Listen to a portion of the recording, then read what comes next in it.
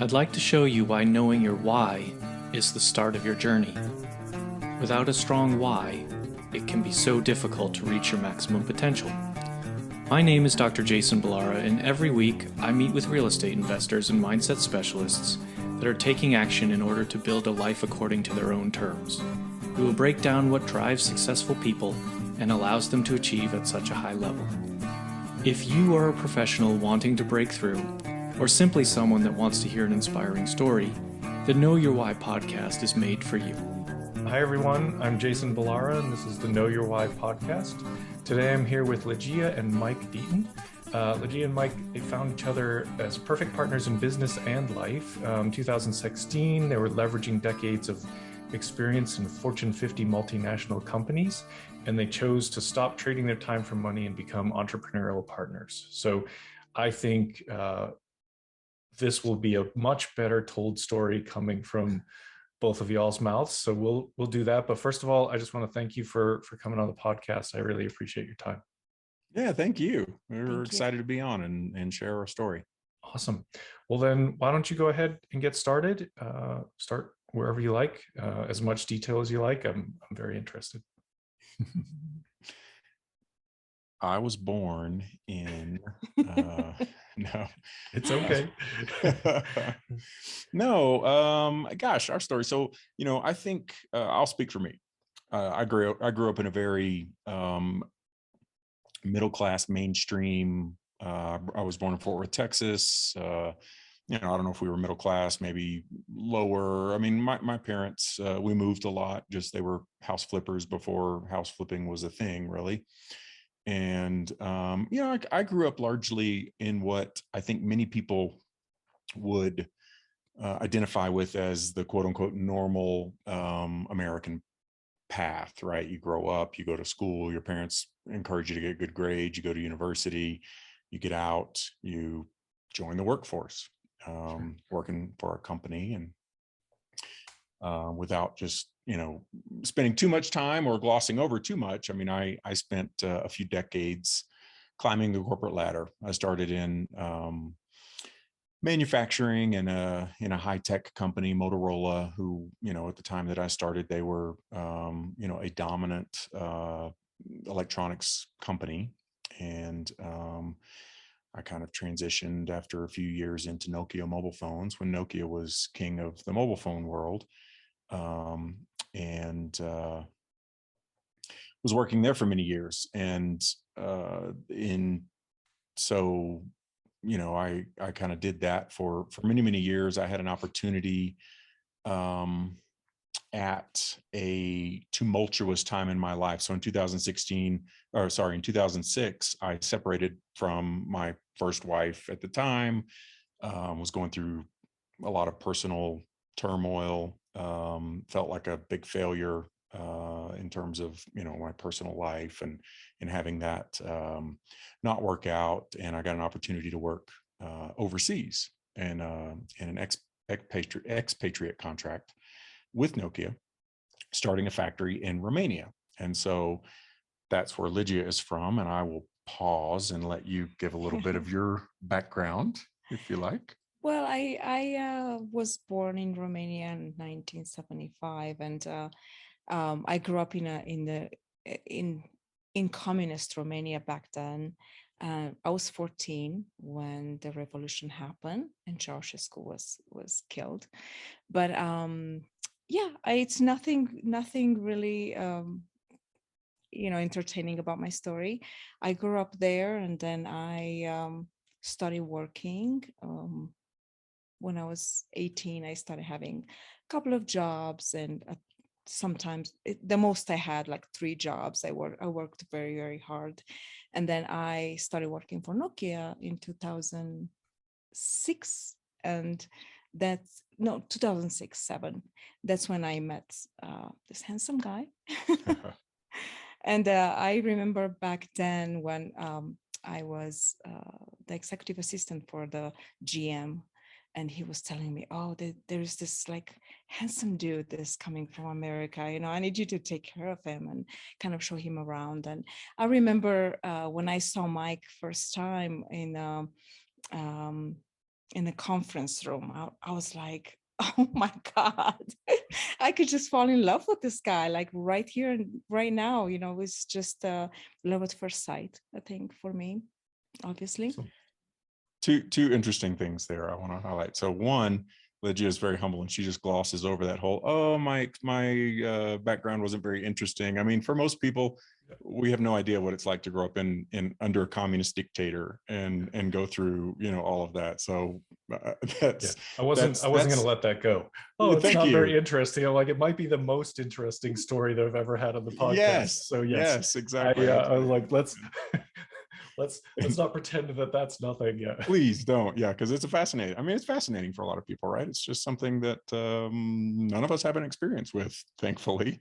Right. But, and then the second thing is, I also was, as I mentioned, I was escaping in a way, my situation and going to something brand new. And I had a mindset of, I was going to be a bachelor for the first time in, I don't know, 20 years or 15 or so years. And I was going to Romania. I was going to just be in a big playground and have a lot of fun and do things on my own. And then, like literally the first day that I went into the office, sparks fly. And so Ligia and I kindled a romance right there. So life definitely has a way of upending what you think is your plan.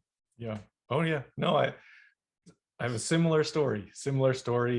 I didn't go all the way to Romania, but yeah, after going through a divorce, I'm originally from Boston, and I was like, I gotta go. And I went down to North Carolina and very quickly met my current wife. And so it's just, it's like, I thought the same thing. I was like, I just got to get out, get it, sort of be on my own for a while. And that lasted, I don't know, a week or two or something. It was a very short period of time, but yeah. And we've been together since. So anyway, now, Ligia, I don't want to push you. I don't want to make you uncomfortable, but I do think your backstory is very interesting. And I think what I've found, this podcast is, real estate centric, but really what I find interesting and what I think shapes us is our background. And I think, that the way you grew up is unique and different to like literally anyone else I've talked to on the podcast, or, well, no, I have some other friends that have come from, sort of similarly troubled countries, but I do think if you don't want to go into it in detail, I think maybe offer, as we go through, insight as to how you feel like that shaped you. And, as you moved forward, once you met this very handsome man, what that background goes into, your business and your entrepreneurship and all of that. So I won't force you, but whatever relevant parts of that you would be willing to share would be awesome. Absolutely. Okay. So you met, love at first sight, and then? Yeah, so that was 2006, and I was unofficially on my contract, and then, I was there for about 3 years or so. And yeah, it was just, our relationship was something that I've really not experienced in terms of the way we fit together and interacted with each other. Ligia is a super supportive person and very kind-hearted, and it just was, very welcoming and peaceful to be in a relationship like that. And so we moved back to the U.S., or I moved back. She moved with me in 2010. So we were married in 2009. We moved back in 2010. And both continued working. So I was with Nokia still. Ligia got a job with a healthcare company in the world of W-2, right? We quickly jumped back into the American dream, which is, a mortgage, a big house, cars. We didn't ever really live an extravagant lifestyle, but, we were working jobs and paying bills and all of that. And, our the conflict in our story really comes in 2016, where we both found ourselves out of work. And so, Ligia's company was relocating or consolidating their operations in Northwest Arkansas. I was with Microsoft at the time, who had purchased a portion of Nokia. So I went with that. And, as a part of that transition, I was traveling twice a month, working long hours, and we were just kind of in that normal American grind that people get into. I have two daughters from a previous marriage, and they were both, one was in college, the other was about to enter college. And so, we found ourselves at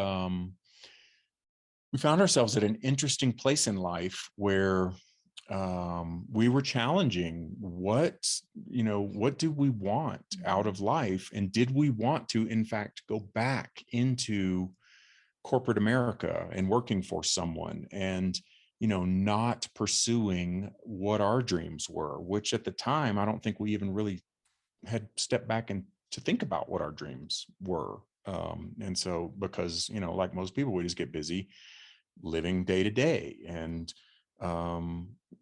climbing a little bit extra each day. So we took that opportunity to really step back and breathe a little bit and allow some space to come in and think about, what did we want for the rest of our lives, and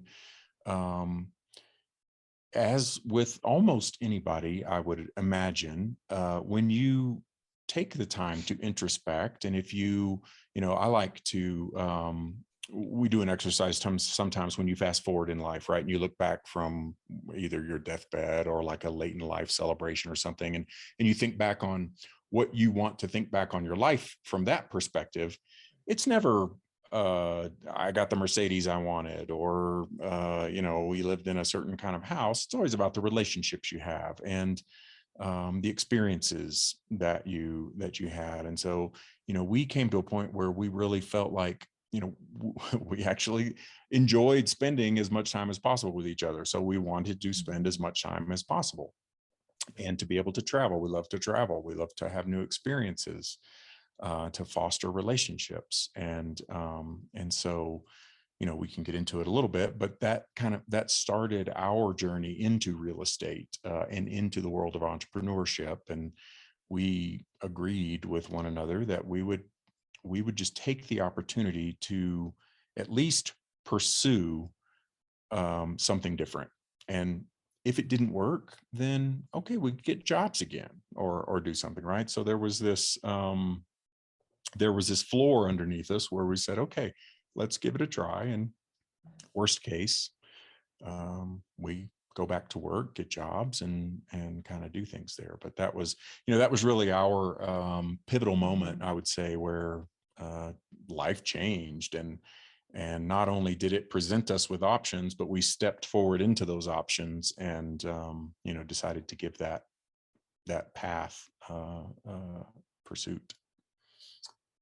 Yeah, and I love what you said there about sort of that exercise of looking back. If you're on your deathbed, and if I heard, there's a big study about I think it was a nurse like interviewed a bunch of people that were essentially literally on their deathbeds and asked them, like, do you have regrets? What do you wish about your life? All of that stuff. And it's like, no one was ever like, gosh, I really wish I had that Mercedes, or I really wish I had that, all the jewelry, or whatever it is. Like it's never, you're never looking back and wishing you had more material type items. It's always, like you said, about relationships and experiences. And I think it probably everybody comes to that realization at some point. It's just a matter of, did you do it soon enough to actually realize it?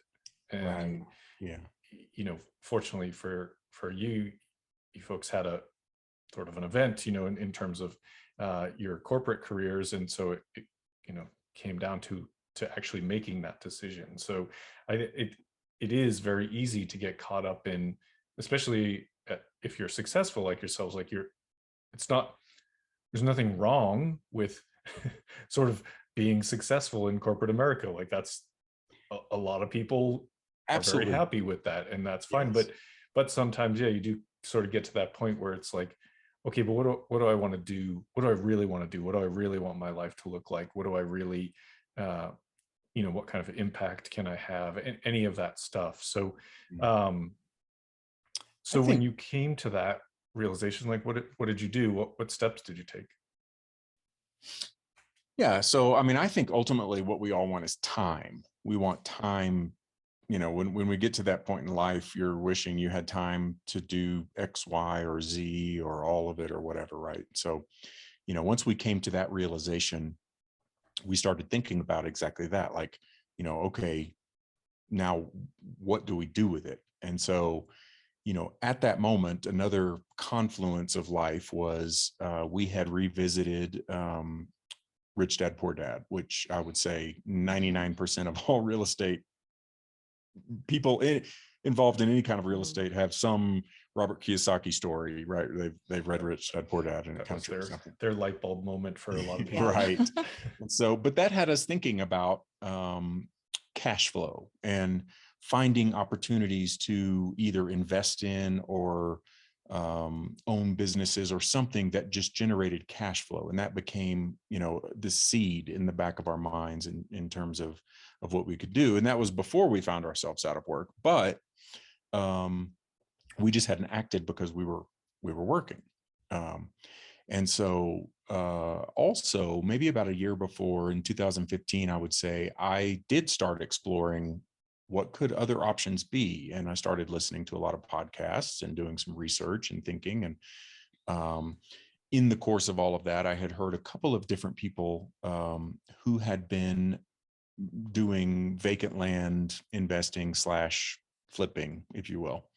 And so I had purchased an education package that was out there, and it came in the mail, and it was a bunch of manuals and some videos and different stuff. But I had put it on the desk, just not doing anything with it because we were busy living life and working and doing all these things. And so, at that moment, we took the opportunity to kind of revisit that and say, maybe we can make this work. And later in 2016, we decided to go all in on that. We just said, let's do it. Other people are doing it. There's no reason that we can't. And so we set aside a seed money that we wanted to seed our business with. And we just said, we'll give this a year and this investment and make it work. And so we went about deeper education. We went to some boot camps where, there are other land investors and a little bit of high level coaching, let's say. We found a mentor. We hired a coach. We decided that if we were going to pursue this as a full-time business, we should invest in, doing it and accelerating our growth in that business. And so, 2017, we officially launched a real estate business. We kind of jumped all in. It wasn't a quick win for us. I would say, it took us 6 months to gain a little bit of traction. But we persevered and we pushed through. And then, the second half of 2017, things really accelerated. And so, over the course of 2 to 3 years, we really built that up into a nice level of cash flow. And just, a little bit of backstory about that type of business is a majority of the sales in the model that we were following come through owner financing. So we would carry promissory notes with our clients. And then, as you sell more and more properties, those start to stack up into thousands of dollars of income per year. And so, per month. And so 2017 was a pretty good growth year for us, and to the point of examining what you want out of life, we also decided to downsize. We had girls were out of the house on their own. We didn't need what we had, and so we sold our home in Plano, which is a little bit north of Dallas, and we decided to move to Colorado. We kind of thought about if we could live anywhere we wanted to, where would it be? We both love mountains and being out in nature, and wanted to spend as much time as we could while we were young enough to enjoy it. And so we moved to Colorado, and gave our business a go. And, like I said, after 2 or 3 years, we had a really nice income stream built up. And yeah, so we've, I don't want to fast forward too much into the story, but that leads us to where we are today, in that, we started getting really hefty income tax bills. And so we were looking for ways to mitigate taxes, which after reading another of the Rich Dad Poor Dad series, which Tax-Free Wealth with Tom Wheelwright, we started looking for depreciable assets. And that's what led us into multifamily acquisitions and investing. And that's kind of to the bio lead in. That was our perfect pairing of high returns on land investing with really great tax benefits on multifamily. So that's that's what we do today. Is we have both streams of business, and we're working on driving our tax bill down to zero, or a refund wouldn't hurt my feelings either. But yeah, no, nobody's sad about that. Yeah. Yeah, I mean, that's very cool. And it's a, sort of a funny coincidence that you're the second guests that I've had on that have done any land investing, and the first one was like this week. I mean, it's just like I just saw that drop on your feed. Yeah, exactly. It just came out. Just came out today, and so it's a very. I got to sort of really get into the nuts and bolts with him, and it was really pretty cool to hear that, because it wasn't really. When I started my journey, I looked at a lot of different options, and I still keep, it's like I probably have a little bit of that shiny object syndrome, in the sense that I'm like, that looks fun, Right. kind of all these things. But what you talked about in terms of the tax benefits of multifamily and investing in depreciable assets, whether that's one of the other asset classes, but I think it's very common for people, as they're starting to get into real estate, to do some sort of like transactional type thing. Like, a lot of people start with flipping. I think the land investing is not as common, but it's similar, right? It's like you're sort of flipping that land, whether you're just finding it cheap and selling it for more, almost like wholesaling, or you're actually breaking up the lots, or whatever the case might be. You're, as you said, like there's nothing depreciable about that land. So it's truly, from a tax standpoint, it's like a job, right? It's like flipping is like a job from a tax standpoint. They don't, you might make a big chunk of money, but you're going to pay taxes on. So then you combine that with something else that has the bigger tax benefits, and now you really create this machine that you kind of, we talk about it a lot here on the show, but it's just like figuring out how the game works. Right? Like, what is it's not necessarily always about just making more money. It's about keeping more of that money that you have, that you've made, right? You worked hard for it. You might as well figure out the ways that you can to sort of keep it in your bank account.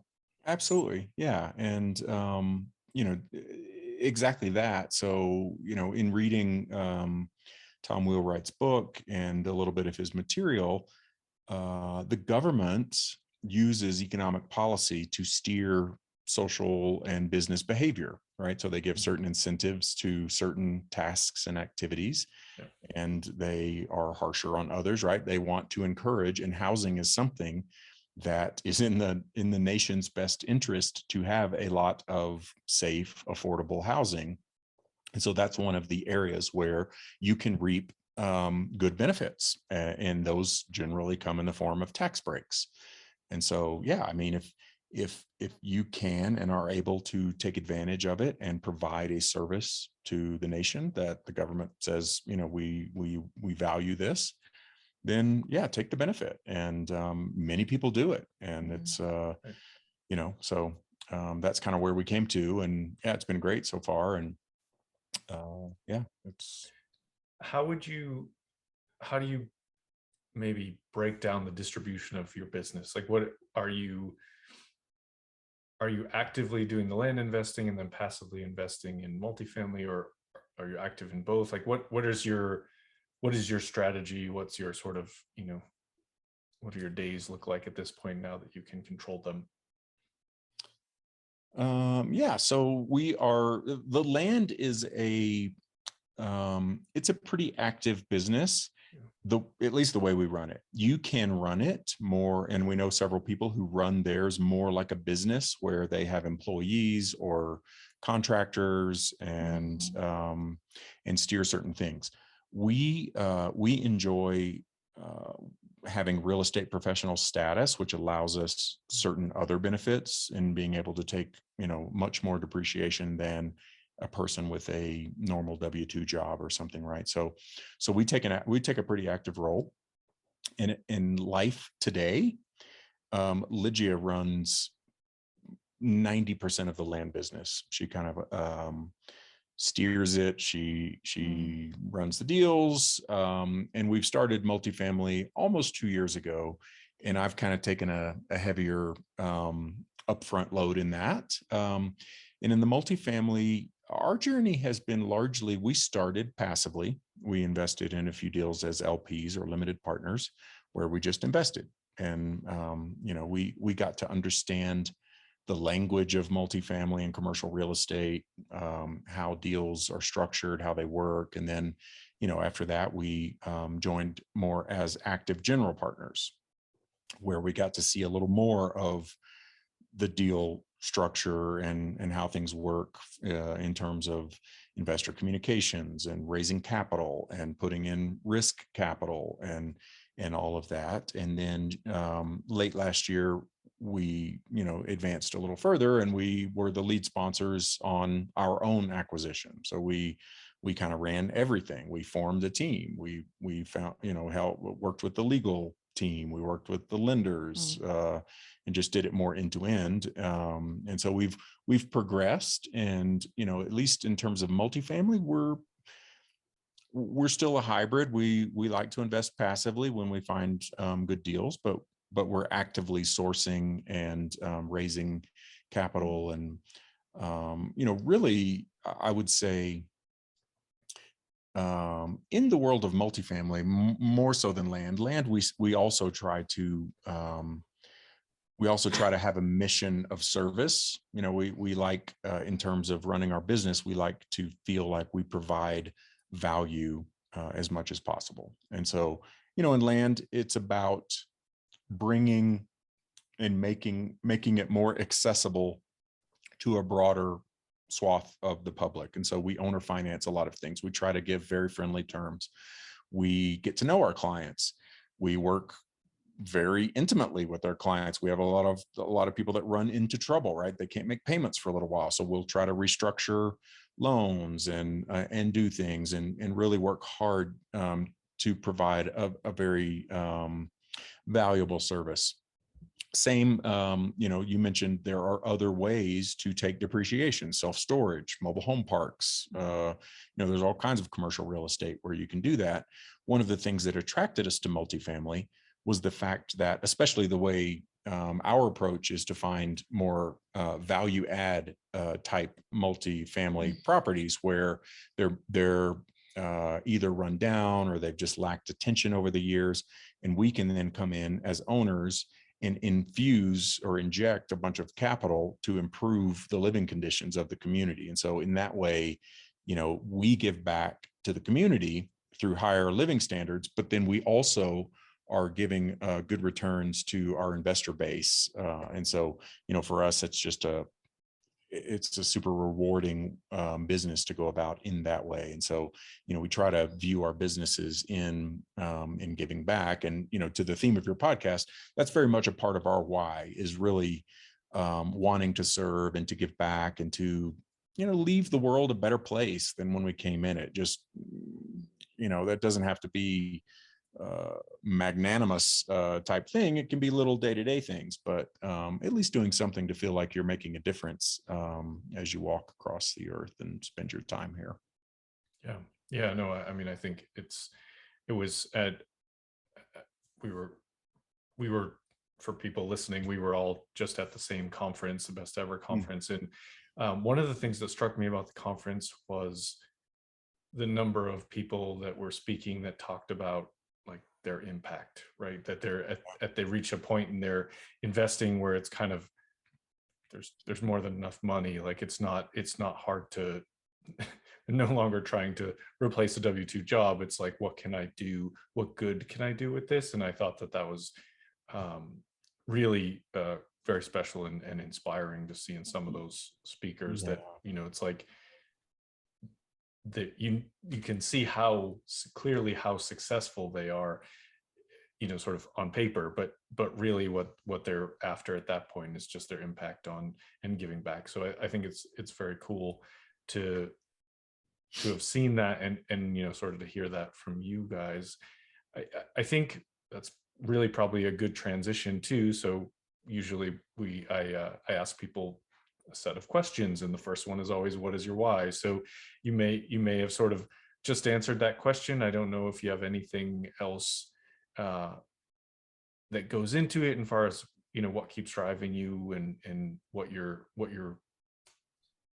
own personal why. I know people have, I think the why is multifaceted and also sometimes fluid, which changes over time. Absolutely. Right. Yeah. I mean, we keep it front and center and we try to, at least, in our office, and we have it printed out several places where we can see it, but I've been dominating this conversation. Oh, that's so wonderful. But I mean, yeah, to your point, it is multifaceted. We have several things that we cling to, and I don't know if you want to share some of our whys, but Well, I definitely, yours. But yeah, I definitely think Mike touched on it. Like our personal why is, Mike and I are very similar, which is a blessing. We're very similar in our views.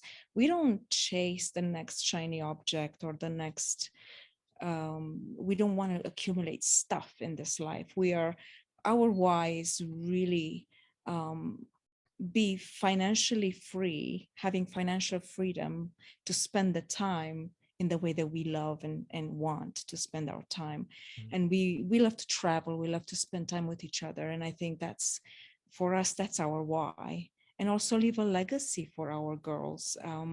We both would love for them to be inspired to look at life in a different way and to have a different mindset about work life and work and life balance, and to be able to probably start younger than we started, because many times we think, why didn't we start this sooner than we did?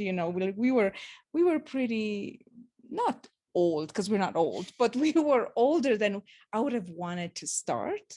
Yep. But in the same time, I look at our life like, I don't have regrets, because we are where we are because of everything that we went through, and that's okay. But I wish that our girls, that we leave that legacy of also wealth, but a legacy of mindset, of a different mindset, to look at life in a different way and start maybe investing at this younger age. Yeah, I mean, I couldn't agree more about, sort of, I as I touched on before, I think everybody's backstory is, sort of contributes to where they are now. And I too, now that I know all of this stuff, I'm like, oh, I wish I had started in my 20s. It's like, so does everybody, right? It's like, everybody wishes they could go back in time. I wish I knew in, 2009 and 2010 that the Great Depression was going to end and there was going to be a 10-year boom, and that, like, everybody wishes we knew that. But yeah, I mean, living without regrets, and then just doing what you can do now, and leaving that legacy, passing it on to younger generations. That's how I feel a lot. That's actually kind of what I'll get really fired up, because when I talk to younger people I'm like, listen, if you start now, you don't have to, it's not going to be hard. You have time on your side. Like, start now. I sometimes feel like, I'm trying to play catch up a little bit, because I'm just like, oh, if I had started, you know what I mean? But it's so that's one of the big things that for me is I'm passionate about, is just changing. Young people aren't taught this. We aren't taught this in school. It's not in high school, not in college. Like, it's unless you're seeking it out, it's not really a part of the normal curriculum, and it should be. And I think that, you know, what you're doing with your daughters, my kids, it's the same. I mean, they're too young now. The oldest is only 3, so it's not like I can't exactly teach him real estate Never too investing young to yet, start. but it will be soon. And he knows, you know, I talk about it with him. I talk about it in front of him. You know, he knows. He will know, and my daughter too, when she's older, like they will know what this is about, and then they can use those tools at a younger age to then essentially just it opens everything else up for them, which I think is very cool. Ideally, at the same time, you know, we're all on our own journey, and we have to come to our realizations largely on our own. I mean, it's especially when your parents are saying things, a lot of times we're not too receptive, but Right.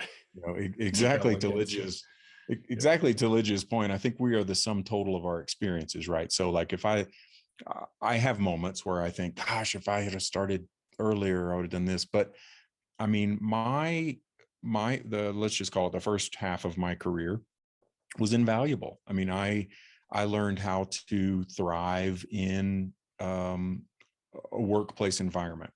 I learned how to run a business very well. And so now we run our businesses like a business, and we do it in a very disciplined way, and we thrive at it.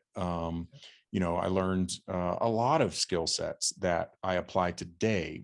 I earned a boatload of money in the corporate world that we were able to then transfer into our entrepreneurial life. And so, you know, there's a lot of things that I, you know, just as you said, I wouldn't necessarily change anything, but it's nice to sometimes think, oh, you know, we could have never met if I would have started all earlier or something. But yeah, so, you know, every moment impacts the next, and I totally agree. And it's like I said, for me, it's not that I'm like, oh, my kids are going to have to be real estate investors. Like it's more right. just they need to know what's available to them, and if they want to have a job or whatever, I just want them to be able to do whatever they can want to do. That's basically what it comes down to. So it's like, and I feel like if people don't tell you this, don't teach you about this stuff in school and how to be financially responsible and what to do, and it's like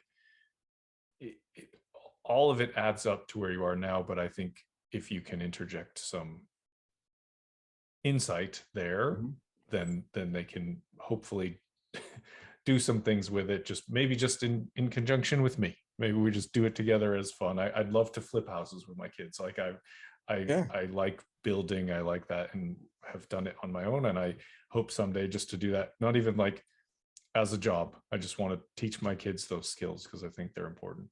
Yeah, I think, you know, directly to, you know, I love the subject matter of your podcast, because I think today, now more than ever, and when I think about our children, life is so frenetic. You know, we get up, have breakfast, go to school, after school activities, do your homework, do all this stuff, and then, you know, it just snowballs for most people.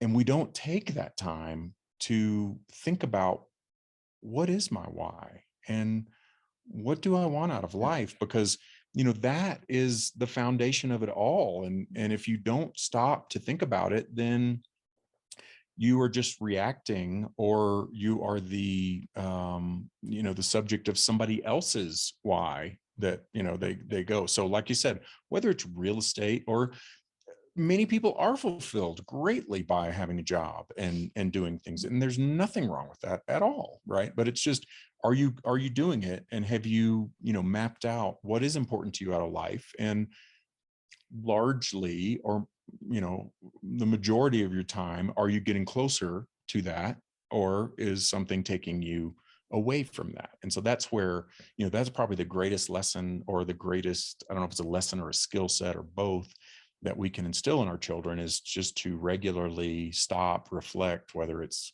you know, journaling or thinking or doing whatever, but just kind of consciously think about, what do I want out of life? What do I want out of this life? You know, and then to know that it is achievable, right? You don't have to get trapped into working a job and just trying to get promotion after promotion and being able to afford a little better car, a little bigger house, or do all these things, right? You can set your life up in such a way that it serves you. And, we'd probably be a lot happier and better off, if we did that. But, we have these supercomputers in our hands, most of our waking moments that is telling us what to think, right? Or giving us, some outrageous post in front of us that we then spend the rest of the day thinking, I can't believe so-and-so did whatever, so we're just kind of lost in this ADD. ADD world. Exactly. The world is sort of overwhelming. And so, knowing really what you want out of it, I think is key and in guiding you through like whatever your choices might be. So, yes, and I want to add that, back in 2016, when we were kind of, I can speak for myself, but we were invaded with an urgency, a certain urgency that, it's not, it's very good to know your why, but then the next step is to act, act upon it. And it's not, we were overwhelmed with this, feeling, if not now, when? Because it's one thing. I mean, there's the procrastination. It's a tendency that we all have the tendency to just procrastinate, and life is so full of seasons. And with, I'm just gonna act upon it maybe next year, or after this and this is solved. And we procrastinate and we find all kinds of excuses. And I think for us, we had to totally take upon this mindset that, we have to be committed to follow our dreams. And if not now, when are we going to do it? And I think that's another aspect that it's very important to act upon, and take those steps and actions that takes you closer to follow your dreams. Yeah, agreed. And I think, just sort of hit the nail on the head as far as what when I say know your why, what it really means is it's not necessarily what are your dreams, right? To me, your dreams, great, have dreams. Lots of people have dreams and don't do anything for it. The why is that impulse, what makes you, what causes you to do all of the things, like you said, take action to make those dreams a reality. There has to be some driving force that, because dreams don't come easy, otherwise they stay just dreams, right? So the driving force to get you to put in whatever it is, the work, the sleepless nights, whatever you need to do, the sacrifices that get you there, that's where your why comes in. That's where that true inner drive, I guess, to get to those dreams is what comes of it. So yeah, all really very, very powerful stuff. So next question, and I feel like Ligia has already sort of cheated because she may have this one is she's already got something that's impactful, but basically the next question is, tell us something about yourselves that people might not know, and whether that's, usually I tell people, a skill, a hobby, something like that.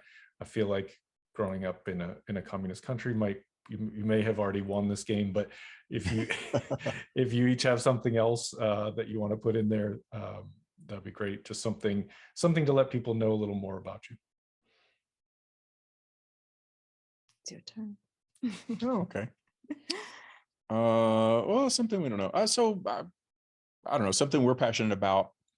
I would say, I think it was 9 years ago or so, we both decided to go plant-based. So we gave up all meats, animal products. It was largely health driven. Just, there wasn't a crisis, but it was an awareness of the benefits of, less or no meat and more plants and foods like that. So yeah, we're both vegan. We've been vegan for 9 years. And I would say now it's evolved into, like, it checks literally all of our boxes, right? I mean, it's healthy, it's good for the environment, it's good for animals, it's good for other things. And so, I don't know, that's an interesting tidbit. We in November, last year, much faster than I think either of us,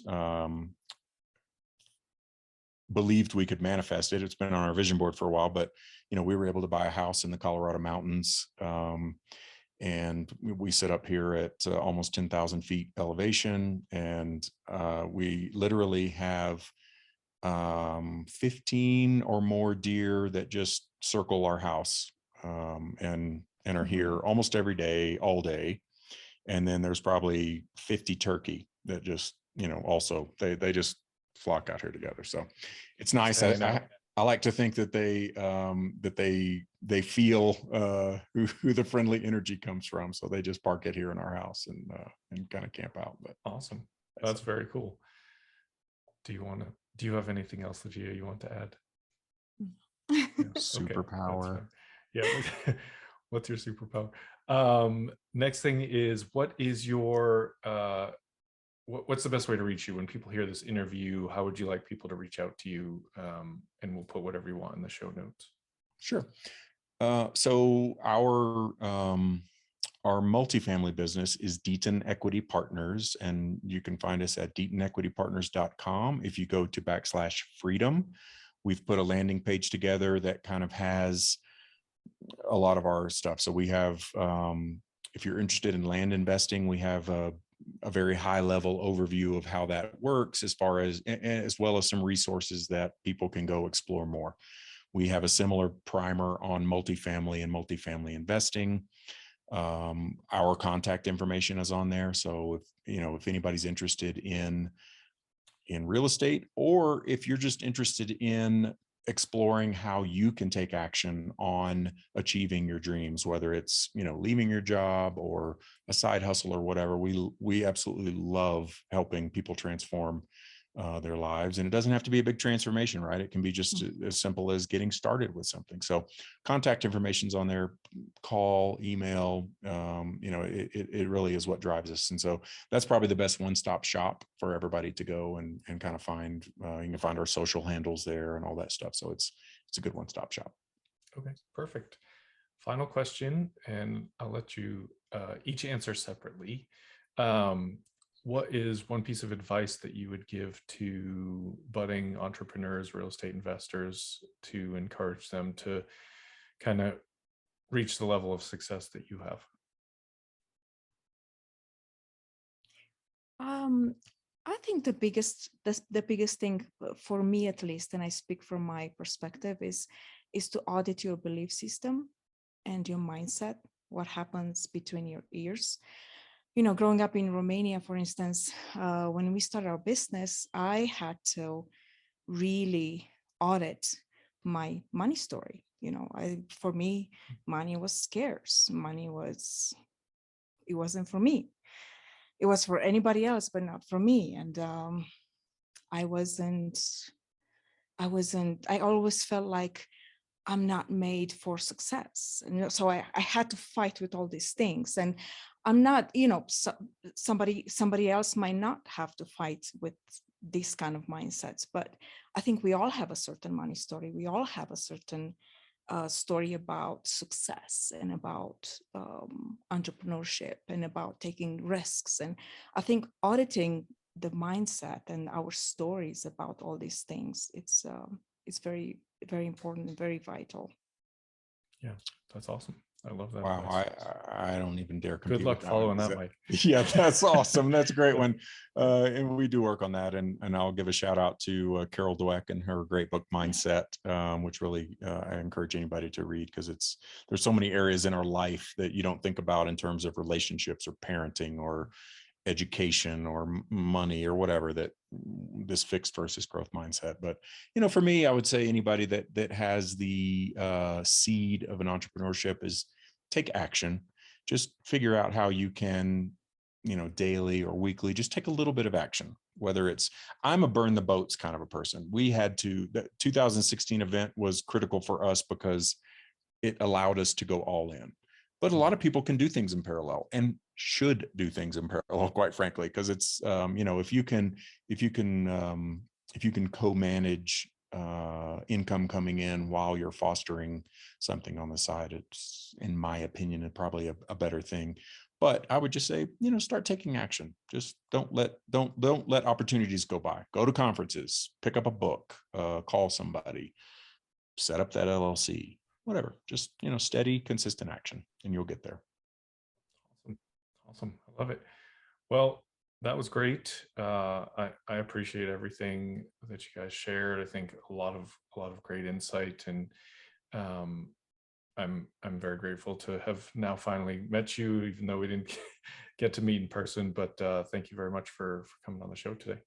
Yeah, thank you for having us. It was a real pleasure, and I'm certain that we will physically cross paths here sometime. I'm sure. Yes, there will be plenty more conferences. All right. On that, we will go ahead and sign off for today. All right. Thank you, everyone. I'd like to show you why knowing your why is the start of your journey. Without a strong why, it can be so difficult to reach your maximum potential.